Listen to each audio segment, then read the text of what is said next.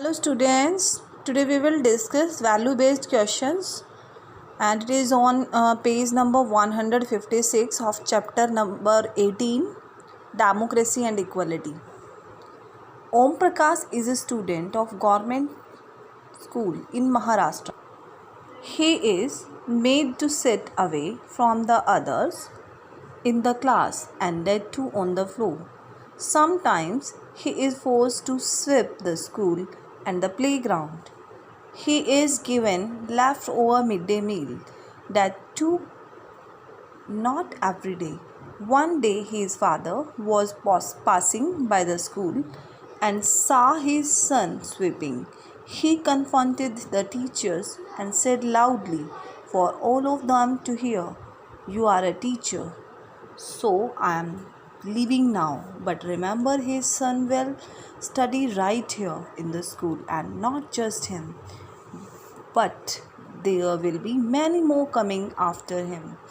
तो ओम प्रकाश ये बच्चा एक सरकारी स्कूल में पढ़ता था, महाराष्ट्र के एक सरकारी स्कूल में पढ़ता था, जिसे अन्य बच्चों से अलग बिठाया जाता था फ्लोर पे। इससे फोर्सफुली स्वीपिंग की करवाई जाती थी। ये स्कूल में प्लेग्राउंड में स्वीपिंग किया करता था और इसे मिड डे मील का बचा हुआ खाना दिया जाता था और वो भी हर रोज़ का नहीं हुआ करता था।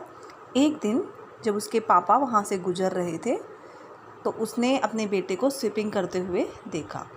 तो उसने उस टीचर्स को बड़े ज़ोर से बोला ताकि सभी सुन पाएँ कि आप एक टीचर हो तो मैं यहाँ से जा रहा हूँ, पर याद रखना कि मेरा बच्चा आपके स्कूल में पढ़ता है, ना कि इसे तुम पढ़ाते हो। ये स्कूल इसे पढ़ाता है, बट यहाँ पर बहुत सारे और भी बच्चे ऐसे आएंगे जो तुमसे पढ़ेंगे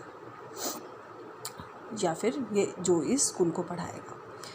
तो इस पैराग्राफ से रिलेटेड यहाँ पर 2 क्वेश्चंस दिए गए हैं जिनका हमें आंसर ढूंढना है। Do you think Om Prakash was treated unfairly? तो इसका आंसर आएगा यस। कैसे? इसमें 3 लाइनें दी गई हैं, देखो मैंने ऑलरेडी अंडरलाइन की गई है। He is made to sit away from the others in the class and they too on the floor. Sometime he is forced to sweep the school and play ground. He is given left over mid day meal and that too not every day. तो ये 3 लाइनें दी गई हैं जिनसे हमें पता चलता है कि उसके साथ जो भी जैसा व्यवहार किया जाता था वो बिल्कुल ही अनफेयरली था, क्योंकि उसे दूसरे बच्चों से अलग फ्लोर पर बिठाया जाता था, दूसरे बच्चे चेयर पे बैठते थे और उसे स्वीपिंग करवाई जाती थी क्लास में, स्कूल में और प्लेग्राउंड में, और ये सब कुछ फोर्सफुली होता था। मिड डे मील का बचा हुआ खाना उसे दिया जाता था जो कि हर रोज़ का नहीं होता था।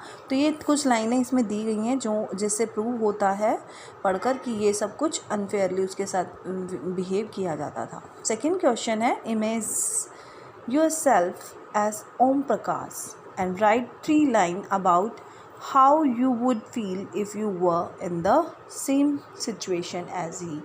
तो अगर आप भी ओम प्रकाश की सिचुएशन में हो तो आपको कैसा फील होगा? तो definitely we will feel bad, we will feel awkward, we will feel unfairly. आप अपने आप से भी कुछ लाइनें जोड़कर हमें बता सकते हैं। तो आई होप आपको ये क्वेश्चन अच्छे से समझ में आए होंगे कि वैल्यू बेस्ड क्वेश्चन कैसे दिए गए हैं और इसका कैसे आंसर है। अगर आपको कोई बात अच्छे से क्लियर नहीं हुई तो प्लीज़ मुझे बताइएगा।